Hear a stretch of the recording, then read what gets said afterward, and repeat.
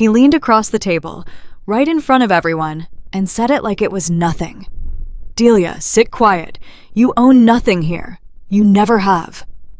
The room went silent for exactly 2 seconds. Then came the nervous laughter. Like it was a joke, like it was normal. He was so sure, so completely, dangerously sure. "My name is Delia. I'm 33 years old. I work as a paralegal at a mid-sized firm. Nothing glamorous, no corner office, no nameplate anyone notices. But I read documents for a living. I catch the details other people miss. That skill, quiet and unglamorous as it sounds, is the reason I'm telling you this story today. I grew up the middle child in a blue-collar household. My father built a small contracting business from almost nothing. Over time, our family climbed from tight and stressed to something that resembled modest comfort. And I watched him do it. I helped where I could. I showed up. When the family needed someone to sit with Dad during hospital visits, I was there. When someone needed to help move furniture, coordinate logistics, make sure things didn't fall apart quietly in the background, I was the one who did it. I never asked for recognition. I didn't need applause. My older brother Garrett was a different story. Loud, charming, the kind of person who fills a room just by walking into it. Every family gathering, Garrett got toasted. Garrett got praised. Garrett's name came up like a reflex, and I sat at the same tables, year after year, doing twice the invisible work and barely got a nod. I wasn't flashy. I didn't demand attention, but I paid attention to everything. And that habit, it changed everything. If you've ever been the dependable one, the person who shows up, who holds things together, who never asks for credit, and still found yourself treated like an outsider in your own family, this story is for you. Because being loyal and being invisible should never be the same thing, and yet for so many of us, they are. Have you ever been the one who held everything together and still got treated like you didn't belong? You're not alone. Subscribe so you don't miss what happens next, and click. Like if this already feels familiar. It was my father's 65th birthday. Extended family, a couple of family friends, the house smelling like my mother's cooking, and too much cologne from relatives who only show up for celebrations. Semi-formal, warm on the surface. Dad sat at the head of the table looking tired in a way that had become familiar over the past year. His memory had been slipping. Small things at first, then more noticeable gaps. We hadn't talked about it openly as a family. That was its own kind of problem. Garrett stood up to make a toast. He raised his glass, smiled that wide, familiar smile, and then said something that made the air in the room change. He said that Dad had decided to simplify the estate going forward, that to reduce stress and keep things organized, Garrett would be managing everything from here on out. He said it casually, like it was already settled, like we were just being informed of something decided long ago in another room without us. Dad didn't react. He sat quietly, nodding slightly, looking somewhere between tired and confused. He didn't confirm it. But he didn't deny it. He just sat there. Then Garrett reached into a folder and slid a document across the table. He called it a new family arrangement letter. It wasn't formatted like a legal document, but he presented it with enough authority that relatives were already leaning in to look at it, nodding, treating it like something official. Then he looked directly at me and said, "This doesn't really affect you, Delia. You've never been invested in the business anyway." My aunt nodded. My cousins looked at the table. My mother stayed completely silent. I looked at the document. I read fast. It's what I do. And buried in the language of that letter was a reference to a trust I had never heard of. And my name was not in it. I looked up at Garrett. I kept my voice steady. "What trust is this?" Garrett?" He waved his hand like I'd asked something irritating. "It's handled. Adults took care of it." The floor shifted under me. This wasn't just dismissal. Something legal may have already been moved. The next morning, I drove to my parents' house. I needed to speak with my father privately. Just the two of us.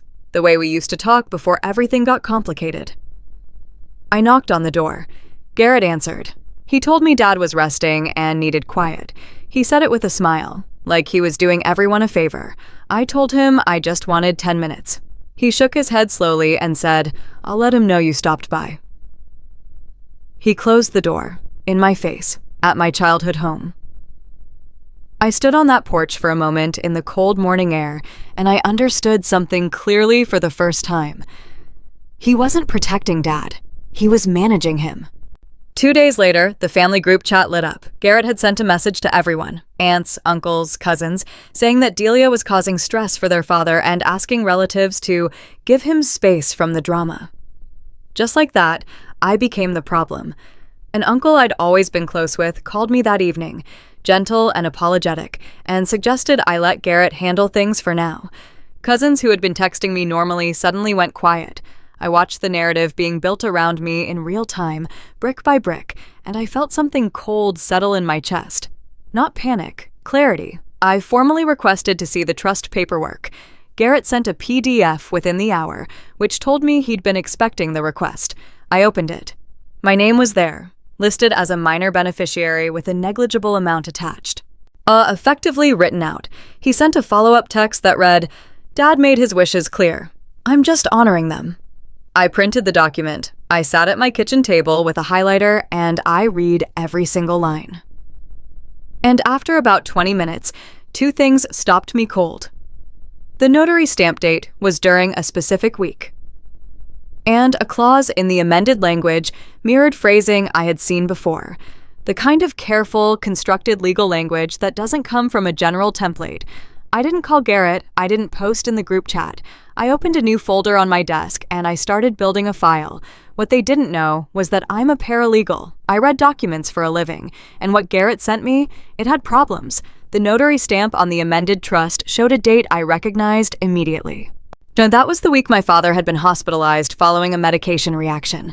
I had the discharge paperwork, I had the dates, the amended trust claimed to have been signed and notarized during a period when my father was in a hospital bed, documented on sedative medication. I didn't confront Garrett. I went through proper legal channels, using my professional knowledge, and formally requested the original trust documents. What came back confirmed what I had started to suspect. The original trust, drafted 5 years earlier, listed Delia and Garrett as equal beneficiaries, equal shares of the business assets, equal shares of the family property. Exactly equal. Someone had created a second version, and I had both copies. I kept showing up to family dinners. I stayed quiet. I let Garrett perform his role as the responsible one, the one in charge, the one managing everything for poor, tired Dad. I smiled when appropriate. I didn't argue, and every night I went home and the file on my desk grew thicker. He told me to sit quiet, so I did. I sat very, very quietly, and I worked. I remembered that when my father originally set up the trust, he had used an estate attorney. His name was Mr. Vasquez. I found the reference buried in a folder of old paperwork I'd helped my father organize years ago. One of those invisible tasks no one remembered.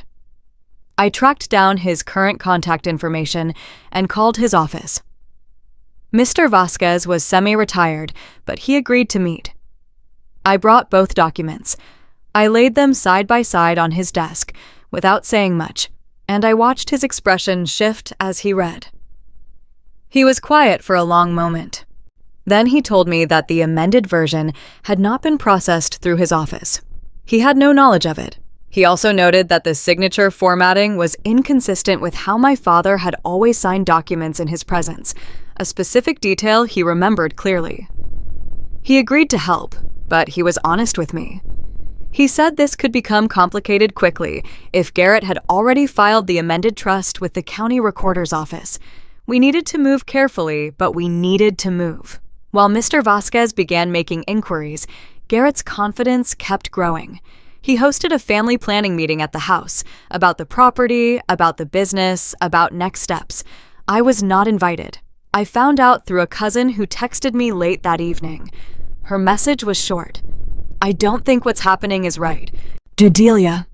Then I learned Garrett had been in conversations with a real estate contact. He was asking questions about the property's market value. He was moving fast, and he was doing it before anyone could slow him down. I felt the timeline compressing. I had to act before assets started changing hands. Mr. Vasquez filed for an emergency probate court review, citing the document inconsistencies and the specific notarization date conflict. I simultaneously petitioned for my father to undergo a formal capacity evaluation, not to humiliate him, not to hurt him, but to protect him, to establish clearly what his cognitive state was during the period that amended document claimed he had signed and agreed to everything. Hearing day arrived. The courthouse smelled like recycled air and old paper. I arrived early.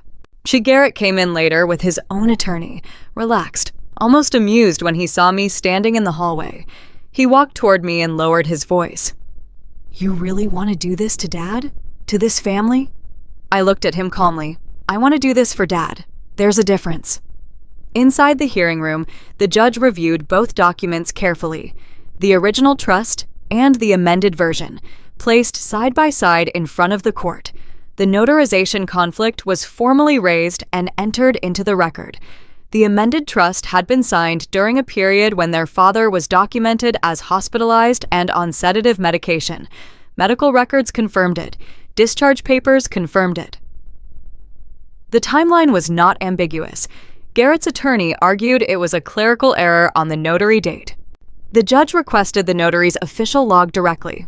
The log did not contain any entry for this document on that date, not a clerical error, an absence. The court suspended the amended trust immediately, pending a full fraud investigation. The room was very quiet. Garrett turned and looked at me.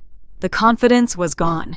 His voice was lower now, almost hollow. "I was just protecting the family."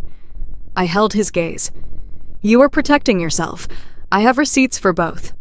The original trust was reinstated as the controlling document, equal split, exactly as my father had intended before his declining health had been used against him. Garrett faced a civil fraud inquiry. The family members who had laughed nervously at that dinner table, who had nodded along, who had gone quiet when it was easier, they all heard about it. The embarrassment was quiet and it was thorough. My father, once a court-appointed advocate was in place to support him properly, was visibly relieved. There was an afternoon a few weeks later when he was having a clear day, and he took my hand and said, "I never wanted you cut out. I didn't understand what I was signing." I believed him. I had always believed him. It was never really about him. I didn't feel like celebrating. I felt grief more than victory.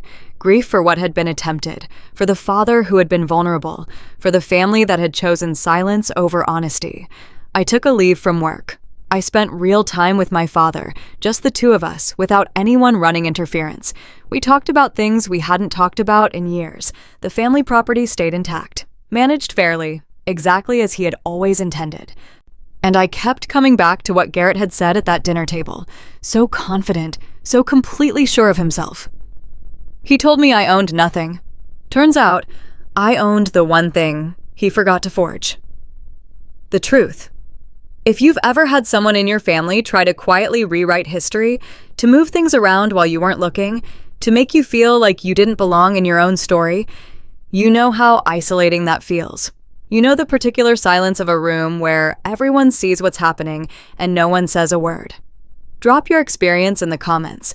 Has someone ever tried to erase you from something you helped build, simply because you were quiet and trusting? Write it out. Someone reading it right now needs to know they are not alone. And click like to help this story reach the people who need to hear it. Sometimes the people who try to erase you are counting on you staying silent. Delia didn't, and neither should you. Every week I bring you a new story about family, resilience, and the moments that change everything. Subscribe so you never miss one. And if today's story moved you, share it with someone who needs to hear it.